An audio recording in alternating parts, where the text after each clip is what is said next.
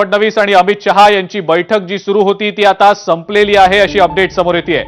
शिंदे आणि अजित पवार यांच्यासोबत चर्चा करून फडणवीस अमित शहांच्या भेटीसाठी म्हणून दाखल झालेले होते आणि राजीनाम्याच्या निर्णयावर त्यांनी अमित शहा यांच्यासोबत चर्चा देखील केलेली होती। मात्र आता फडणवीस यांच्या राजीनाम्याच्या निर्णयावर अमित शहांची नेमकी काय भूमिका असणार याबद्दलची उत्सुकता होती।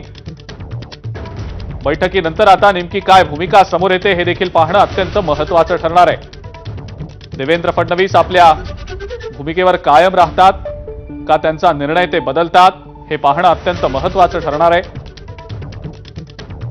कारण पक्ष संघटनेच्या अनुषंगाने आपल्याला खूप काम करायचंय आणि त्यासाठी म्हणून आपल्याला सरकारमधनं मोकळं करावं अशी विनंती त्यांनी केल्याच्या बातम्या समोर आलेल्या होत्या।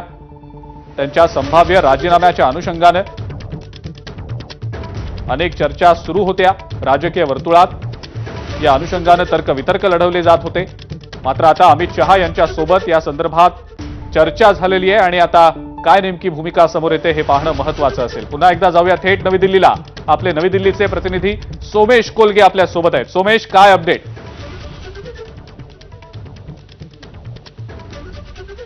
देवेंद्र फडणवीस नुकतेच त्यांची बैठक संपवून आता इथून निघालेले आहेत। अमित शहांसोबत त्यांची चर्चा सुरू झालेली आहे। त्याच वेळी आपल्याला जी माहिती मिळते त्यानुसार एक समांतर एनडीए नेत्यांची बैठक ही जे.पी. नड्डा यांनी त्यांच्या निवासस्थानी बोलवली आहे, जिथे चंद्रबाबू नायडू सुद्धा त्या बैठकीमध्ये सहभागी होऊ शकतात। देवेंद्र फडणवीस हे अमित शहा यांच्या निवासस्थानावरून निघाल्यानंतर जे.पी. नड्डा यांच्या बैठकीतही सहभागी होतील अशी माहिती आपल्याला मिळते। अमित शहांनी देवेंद्र फडणवीसांच्या राजीनाम्याच्या मागणीवर नेमकं काय म्हटलंय याबाबतची माहिती अजूनपर्यंत समोर यायची आहे। देवेंद्र फडणवीस म्हणालेत की मी त्याविषयी योग्य वेळी सगळी माहिती सविस्तरपणे सांगेन, परंतु फडणवीसांनी आपल्या राजीनाम्याचा पूर्ण आग्रह केलेला आहे की मला सरकारमधून बाहेर पडू द्या आणि मला पक्ष संघटनेसाठी काम करू द्या। आता इथून ते जे.पी. नड्डांच्या घरी पोहोचतायत।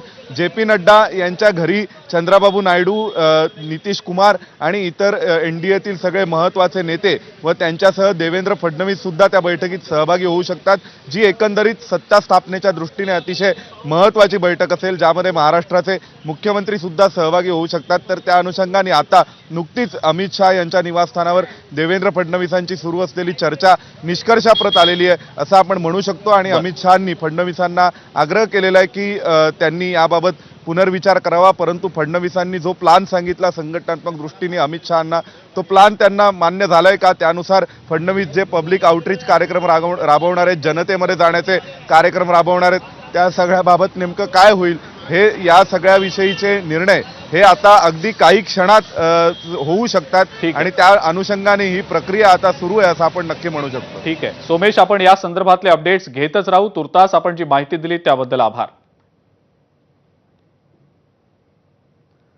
आणि यानंतर आपण टॉप 25 न्यूजचा आढावा घेऊया।